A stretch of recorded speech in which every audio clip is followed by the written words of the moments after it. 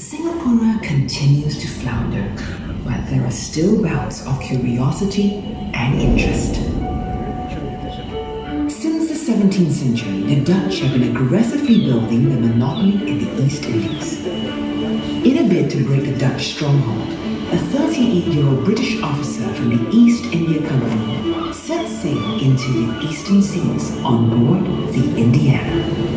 His name is Stamford Raffles, and he is determined to find that one free port on the seas.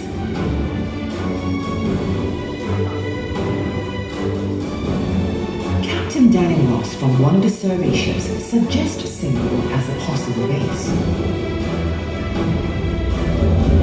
Raffles decides to take a look at this seemingly unappealing island.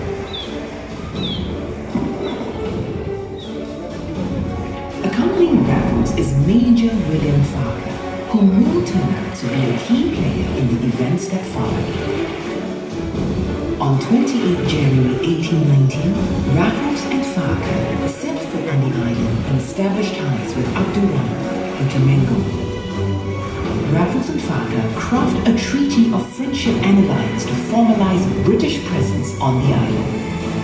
The Singapore Treaty is signed on 6 February at an elaborate ceremony appointing Tengku Long as the new Sultan of Singapore and permitting the British to set up a trading post on the island. In 9 days, Raffles and Farquhar changed the destiny of the region. And the vision Raffles has of Singapore as a great commercial emporium begins to take shape. Over the next 4 years, it will be Farquhar who shapes the growth of Singapore, from clearing mangrove swamps, to constructing aqueducts for water supply, to building roads and bridges. He is also credited with ridding the town of rats. Farquhar's strategy to invite skilled and enterprising tradesmen works, as the Malays and Chinese from Malacca turn up with ducks, chickens, and vegetables to sell. While his efforts to clean up and build a new town win the respect and admiration of the migrant settlers, Farquhar diverges from Raffles' instructions, leading to an eventual falling out between them.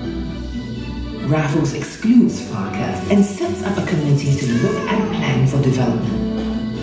This leads to the Jackson Plan, named after Lieutenant Philip Jackson, who organizes the settlement and population along more orderly but segregated lines. With the signing of the Anglo-Dutch Treaty in 1824, the Dutch give up their claims to Singapore. Singapore grows exponentially as a free port.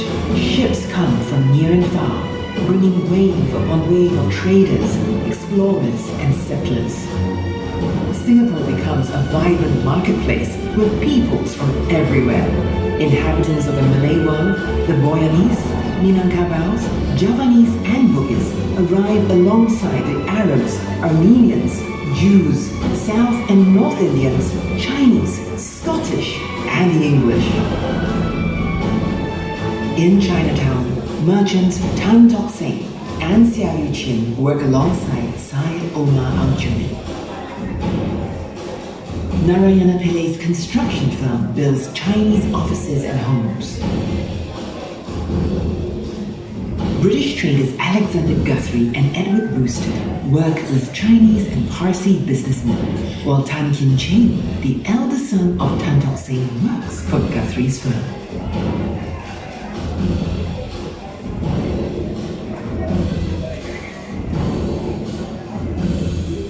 Hajar Fatima's vast land holdings are leased to the Chinese businessmen for spice farming.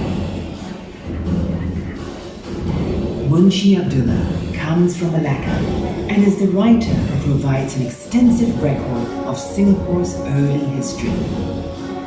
It is a golden era for Singapore, the little island of opportunity, and as tomorrow edges closer, the horizon looks brighter and even more promising.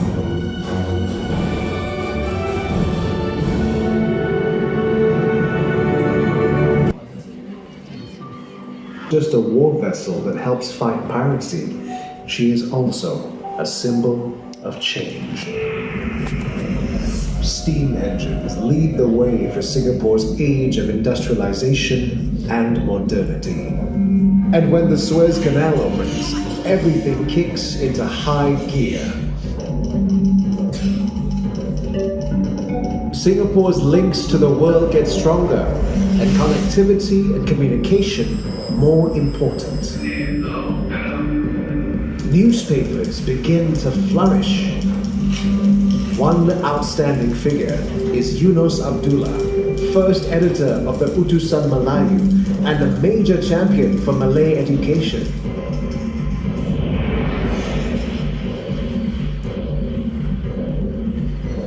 In 1923, the Causeway opens, bringing a new surge of trade from Malaya. By the time train services start, Singapore's status as an important hub is sealed. With her strategic position and hard-working dock coolies, Singapore becomes the perfect global port. Singapore is also a regional center for Muslim pilgrims, led by companies like Alsagoff Steamship. With every new connection comes improvements to city life. Businessman Tan Kim Seng starts an initiative to provide public waterworks and later has a fountain erected in his name. People come from all over, adding their unique cultures to the melting pot. It's a dynamic era for diversity.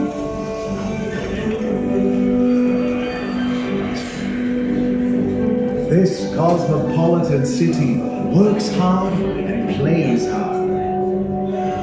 After work, people flock to bars and nightclubs and the seductive amusement parks.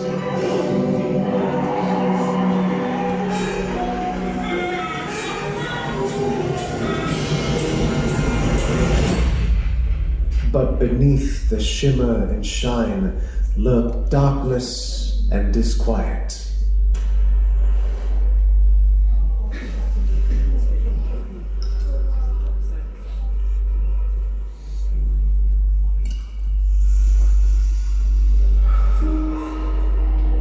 To cope with pains, coolies behind Singapore's success story turn to opium, a trade which the British established and profited from. In a bid to help opium addicts, Dr. Lim Boon Keng, an English-educated Straits Chinese leader, starts a rehabilitation center. But the working classes face other social problems: prostitution, gambling, malnutrition, and poor sanitation, prompting businessman Tan Jiak Kim to open a medical school.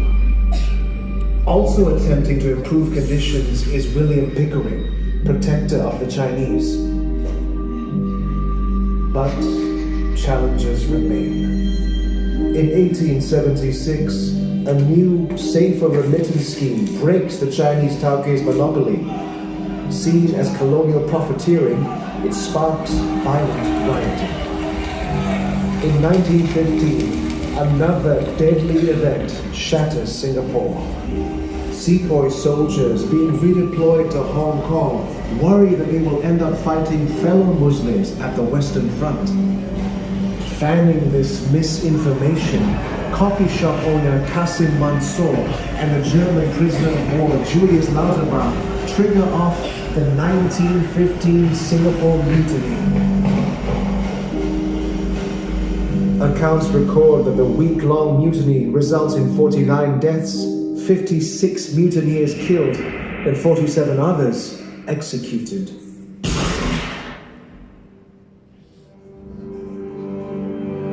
Even as the Japanese threat loomed abroad, public anxieties quickly abated when the British dispatched 2 warships to Singapore. Perhaps there is nothing to worry about.